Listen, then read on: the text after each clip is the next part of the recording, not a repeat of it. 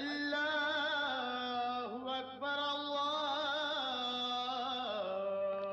अकबर।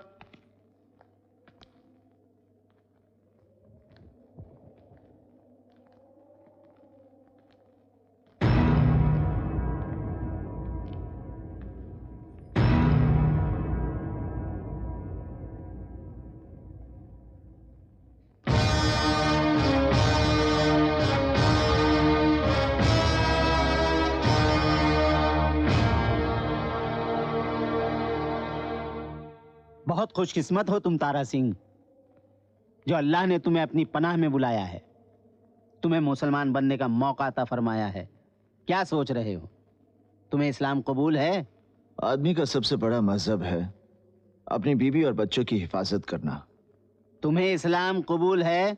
काशी काबा एक है राम रहीम। तुम्हें इस्लाम कबूल है या नहीं? कबूल है या नहीं? कबूल है या नहीं?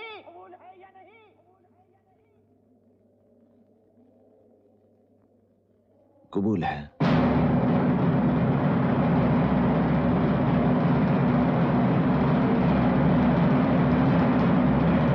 भाई माशाल्लाह, सुभान अल्लाह। आओ मस्जिद में चलकर पूरे एतमाद और एतकाद के साथ एक मिनट काजी साहब,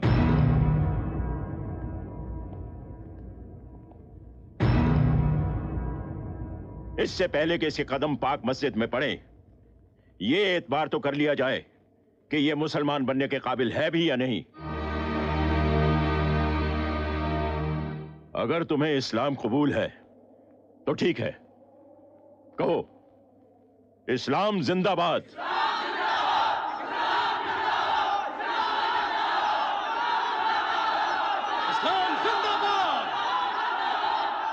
इस्लाम जिंदाबाद। कहो पाकिस्तान जिंदाबाद।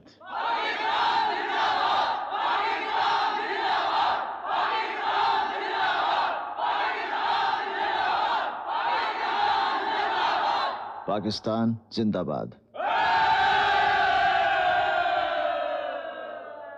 अब बोलो हिंदुस्तान मुर्दाबाद। अशरफ अली, अशरफ अली, अशरफ अली, अशरफ अली, अशरफ अली। ये सियासी खेल क्यों खेल रहे हैं आप? आपका पाकिस्तान जिंदाबाद है, इसे हमें कोई इतराज नहीं, लेकिन हमारा हिंदुस्तान जिंदाबाद था, जिंदाबाद है और जिंदाबाद रहेगा।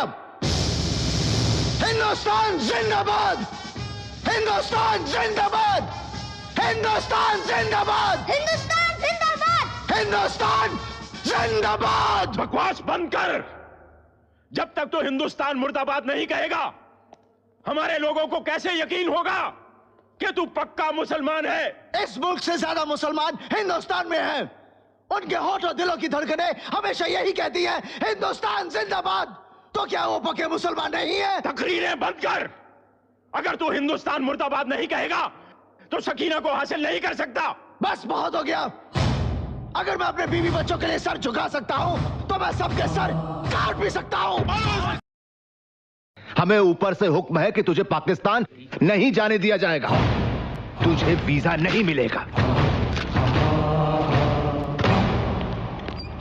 इकबाल साहब, एक कागज पर मोहर नहीं लगेगी तो कि तारा पाकिस्तान नहीं जाएगा। मुझे मेरे बच्चे को उसकी मां से मिलाने से कोई ताकत, कोई सरहद नहीं रोक सकती। मैं जाऊंगा जरूर। छोड़ दे सकीना को। एक बार छोड़कर देख लिया। सोचा था बिछड़े बाप से मिलेगी, खुशी से झूम उठेगी, लेकिन आपने तो जीते जी मार डाला इसे। बकवास बंद कर। हमारे वतन में पैर रखने की तेरी हिम्मत कैसे हुई? इतने टुकड़े करूंगा कि पहचाना नहीं जाएगा। बहुत खून बहाया था तुम लोगों ने हमारे भाइयों का। क्या तुम लोगों ने खून नहीं बहाया था हम लोगों का? मेरे माँ बाप बहनें सबको मार डाला था तुम लोगों ने। लेकिन वो एक जुनून था जो गुजर गया। आज मैं अपने प्यार को लेने आया हूं, अपने बच्चे की मां को लेने आया हूं। मैं नफरत भुला चुका हूं, आप भी भुला दीजिए। नफरत भुला दूं? वो भी तुम हिंदुस्तानियों से? अगर मेरा बस चले तो एक एक हिंदुस्तानी को गोली से उड़ा दूं। किन हिंदुस्तानियों को गोली से उड़ाएंगे आप लोग?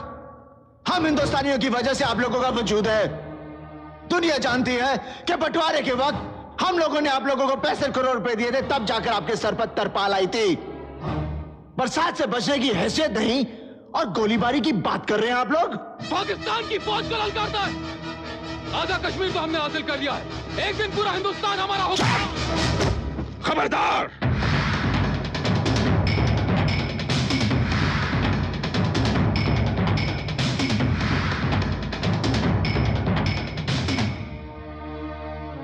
बाप बनकर बेटी को विदा कर दीजिए, इसी में सबकी भलाई है। वरना अगर आज ये जट बिगड़ गया तो सैकड़ों को ले मरेगा। कमीने, मार डालूंगा तुझे। मैं कहता हूं रुक जाइए, खुदा के लिए रुक जाइए। अशरफ साहब, आप हैवान हो गए क्या? आप सियासी लोग हैं, कसाई नहीं। मसले को बातचीत से भी हल किया जा सकता है। कलीम, इन्हें मेहमान खाने में ले जाओ। जी। अशरफ साहब, आप मेरे साथ आइए। सरफराज साहब, आप भी आइए। चलिए आइए। काजी साहब, अगर आपने मुझे रोका नहीं होता तो खुदा कसम उस कमीने की गर्दन तो मैंने उसी वक्त काट दी होती। अशरफ साहब, गुस्सा अकल को खा जाता है। आप सियासी लोग हैं, आपकी एक छींक भी अखबार की सुर्खी बन जाती है। जरा सोचिए, अगर वो जट आपके दरवाजे पे दम तोड़ देता तो अपोजिशन के हाथ बटेर लग जाता और फिर सकीना की जान पे भी तो बना सकती थी। आपने ठीक कहा, जब सीधी उंगली से घी निकलता है तो फिर उंगली टेढ़ी करने की क्या जरूरत है।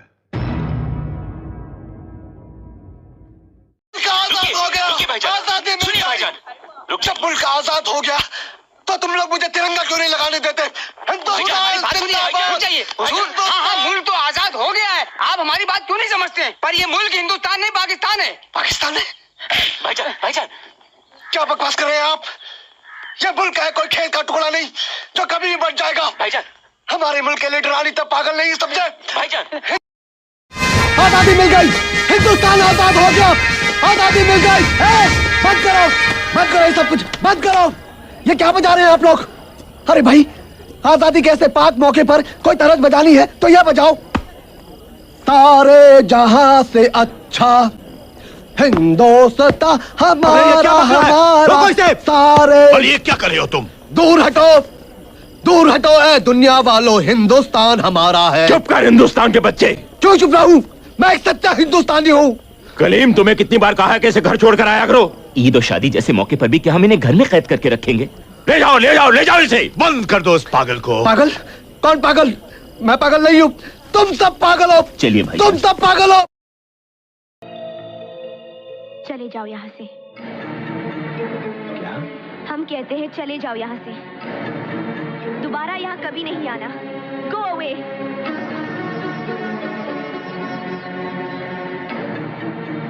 मत सताओ हमें, आखिर तुम्हारा हमारा रिश्ता ही क्या है? रिश्ता मैं कुछ नहीं जानता।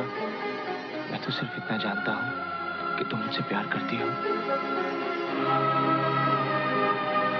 छोड़ दो मुझे। मैंने कहा छोड़ दो मुझे। I said leave me। मत भूलो कि मैं एक इज्जतदार खानदान की बहू बनने जा रही हूँ। हमारी शादी हो रही है उस लड़के से जिसे हमारे पिता ने चुना है, हमने चुना है अपनी मर्जी से। अपनी मर्जी से? तो फिर क्यों आई मेरी जिंदगी में? क्यों मुझे बदला? क्यों बनाया मुझे ऐसा? क्यों दिखाई मुझे वो खुशियां, वो प्यार, ताकि आज तुम मुझसे कह सको कि वो सब झूठ था और सच ये है कि आज तुम किसी और की बनना चाहती हो?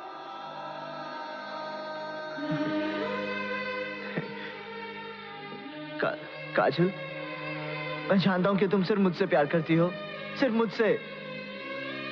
मैं तुम्हारे बगैर जिंदा नहीं रह सकता। Don't touch me। हम किसी दूसरे की अमानत है। नहीं, तुम सिर्फ मेरी हो और किसी की नहीं हो सकती। हम दोनों के बीच अगर कोई आया तो समझो वो मर गया। काजल, इन हाथों ने सिर्फ हथियार छोड़े हैं, चलाना नहीं भूले। अगर इस चौखट पर बारात आई तो डोली की जगह उनकी अर्थियां उठेगी और सबसे पहले अर्थी उसकी उठेगी जिसके सर पर सहरा होगा, लाशें बिछा दूंगा, लाशें।